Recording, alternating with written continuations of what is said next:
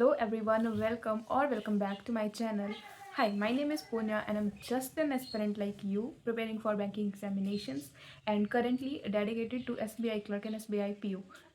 So as we all know कि SBI clerk का paper is just around the corner और paper जैसे जैसे करीब आ रहे हैं हमारे मार्क्स कंटिन्यूसली डिक्रीज हो रहे हैं मार्क्स में, या फिर कुछ ऐसे लोग होंगे जिनके मार्क्स लाइक 40-50 से ऊपर नहीं जा पा रहे हैं। तो ये वीडियो खास करके उनके लिए हेल्पफुल होगी और इस वीडियो में हम बात करेंगे how to attempt the SBI clerk prelims paper to clear the pre. और मेरे भी पहले मार्क्स बहुत कम आते थे और मैं यहाँ से यहाँ पहुँची हूँ। So what strategy I followed into my journey, I'm sharing with you guys. Maybe it will be helpful for you as well. So without a further ado, let's get right into the video. So हम लोग section wise discuss करेंगे कि आपको कैसे English का approach करना है, कैसे आपको क्वेंस में अप्रोच करना है एंड सेम कैसे आपको रीजनिंग में अप्रोच करना है। First of all we will talk about English, क्योंकि वो एक ऐसा सेक्शन है जो हमारे पेपर में सबसे पहले ओपन होता है।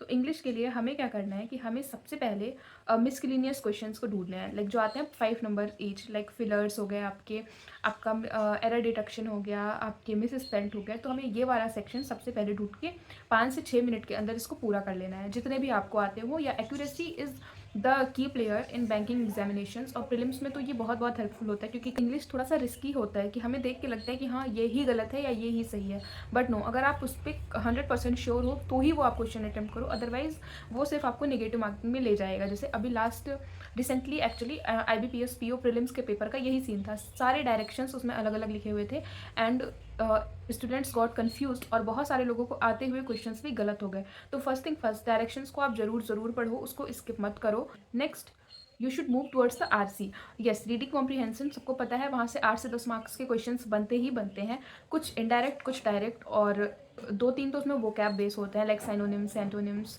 या उसमें आजकल तो फिलर्स भी पूछने लगा है। तो सेकेंड सेक्शन जो आपका फर्स्ट सेक्शन होना चाहिए वो होना चाहिए मिसलेनियस। सेकेंड सेक्शन में आप जाओ RC की तरफ, आप RC को पूरा कंप्लीट करो, ये आपका एक अच्छा खासा टाइम लेने वाला है। और यस, RC के लिए आप कुछ भी मत करो, अपने पेपर पे जो पहले क्वेश्चंस हैं, जो एक RC के किनारे जो क्वेश्चंस आपसे पूछा जाएगा, उन क्वेश्चंस के कीवर्ड्स को एक नोट पे आप लिख लो, सिंपल, उसको वहाँ पे लिख के अपने सामने रखो and then start reading RC। और जैसे जैसे वो कीवर्ड मैच करते जाए, जंप इनटू दैट क्वेश्चन और उसको करेक्ट आंसर कर दो। ये आपके लिए बहुत हेल्पफुल होगा, क्योंकि बार बार क्वेश्चन पढ़ने के बाद फिर RC पढ़ना, क्वेश्चन पढ़ना, देन फिर अगर RC में आके घुसना, तो इसमें आपका बहुत अच्छा खासा वक्त जाया होता है, जिसकी वजह से हमारा थर्ड सेक्शन जो कि है पैरा जम्पलिंग, उसमें भी आपको प्रेजेंस ऑफ माइंड बहुत फोकस्ड होकर देना पड़ता है। वहाँ पे आप हड़बड़ी में करते हो और पैरा जम्पलिंग आपका गलत हो जाता है। तो first we will move towards the miscellaneous, then we will do RC and then we will do para jumbling. ये हो गया हमारा इंग्लिश का सेक्शन, और इतने में आप ये अच्छे खासे जितना टाइम मिलता है, लाइक 15 मिनट्स का टाइम अगर इंग्लिश में मिलता है तो वो पूरा 15 मिनट्स कवर हो जाता है इतने में।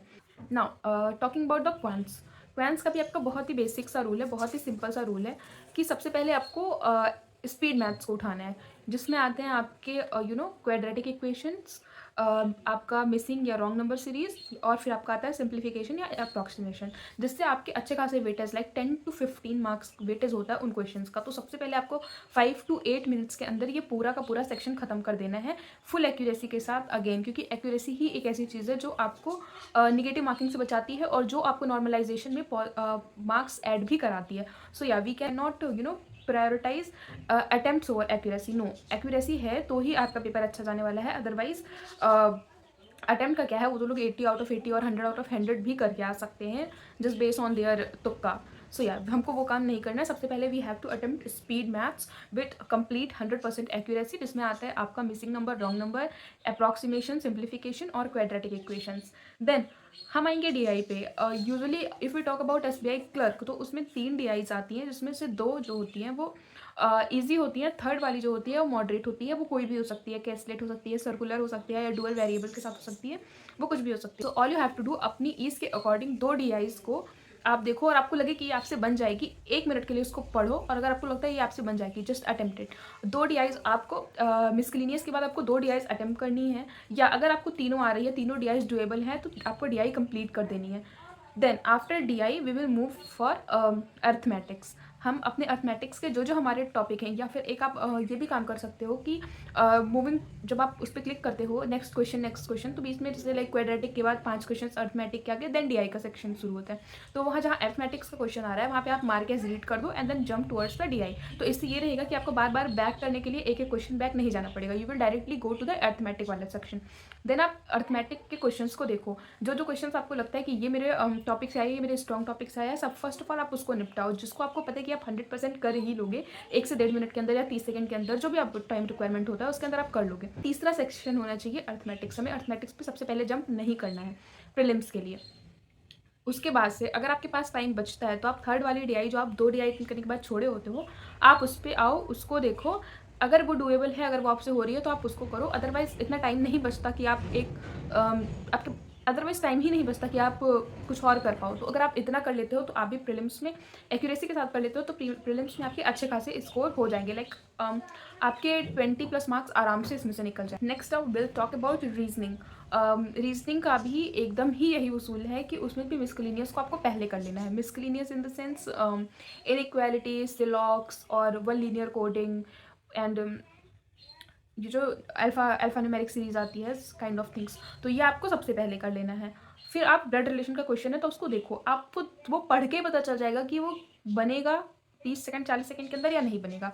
फिर वो आप उसको स्किप कर दो। अगर वो आपसे नहीं बन रहा है, स्किप इट, उसको छुओ ही मत, क्योंकि वो 3 क्वेश्चंस के लिए जो आप टाइम वेस्ट करोगे ना, उतनी देर में आप एक अच्छा खासा पजल 5 मार्क्स का क्रिएट करोगे। तो यहाँ से सोचो, अपने माइंड से सोचो, और अगर वो ब्लड रिलेशन थोड़ा सा भी ट्रिकी है, उसमें कोई भी लाइन ट्रिकी है, स्किप इट, तुरंत उसको स्किप कर दो और तुरंत आप जंप करो पजल की तरफ या सिटिंग अरेंजमेंट की तरफ। आप 2 से 3 आपको सिटिंग अरेंजमेंट और पजल मिलेंगे with 1 variable, with 2 variable as well. All you have to do, first of all miscellaneous, then puzzle and sitting arrangement, then after machine input. Machine input अगर आता है तो मशीन इनपुट आप attempt करो, otherwise इतने में आपका पूरा टाइम बीत जाएगा। स्टिल अगर आपके पास 1-1.5 मिनट का टाइम है, 2-3 मिनट का टाइम लेफ्ट है आपके पास, तो आप ब्लड रिलेशन बना सकते हो। और मुझे नहीं लगता कोई भी ब्लड रिलेशन इतना ट्रिकी होता है कि वो 2 से 2.5 मिनट ले ले आपका, वो 1 से 1.5 मिनट में बन जाता है ना। ये तो हो गई बात कि हम कैसे पेपर को अटेम्प्ट करें।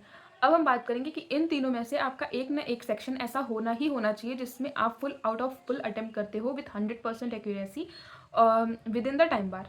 यस, ये एक चीज़ ऐसी होती है कि आपको 2-3 नंबर ज़्यादा आप गेन कर सकते हो अगर आपके पास फुल एक्यूरेसी है। आप उस टाइम के अंदर आप अपना एक सेक्शन पूरा का पूरा अटेम्प्ट करते हो, तो कहीं ना कहीं जाके आपको ओवरऑल कट ऑफ में बहुत ज़्यादा हेल्पफुल होगा।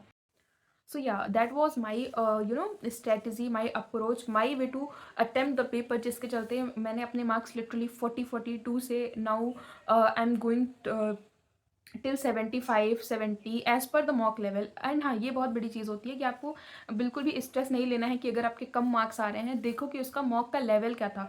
ज़रूरी नहीं है कि आपका अगर इजी शिफ्ट है तो आपके 75-80-85 तक बन जाएंगे, बट अगर वही चीज़ है कि अगर वो मॉक आपका मॉडरेट लेवल का है तो आपके और कम नंबर बनेंगे, इट्स लाइक 65-70। अगर वो टफ लेवल का है तो उस मॉक में आपके मार्क्स उतने नहीं बनेंगे। और इसका सबसे सिंपल वे होता है जानने का कि आप वहाँ पे टॉपर से स्कोर देखो। अगर तो मतलब अगर टॉपर का स्कोर 80-82 डिसेंट है और आपके फिर भी 60-65 है, तो आप अपने आप को डिमोटिवेटेड बिल्कुल भी मत समझो, क्योंकि वो टॉपर है, उसने कहीं ना कहीं आपसे ज़्यादा पढ़ाई कर रखी है और उसके इजी लेवल मार्क्स में 100 आते हैं जब आपके 85 या 86 आते हैं। तो you don't have to be worried about that, क्योंकि मॉक्स के मार्क्स जो होते हैं वो डिपेंड करते हैं मॉक के लेवल पे, टेस्ट के लेवल पे, सेम ऐसे ही पेपर के लेवल पे कट ऑफ डिपेंड करती है। और ये चीज़ें जो होती हैं आपकी नॉर्मलाइजेशन में फिक्स हो जाती हैं।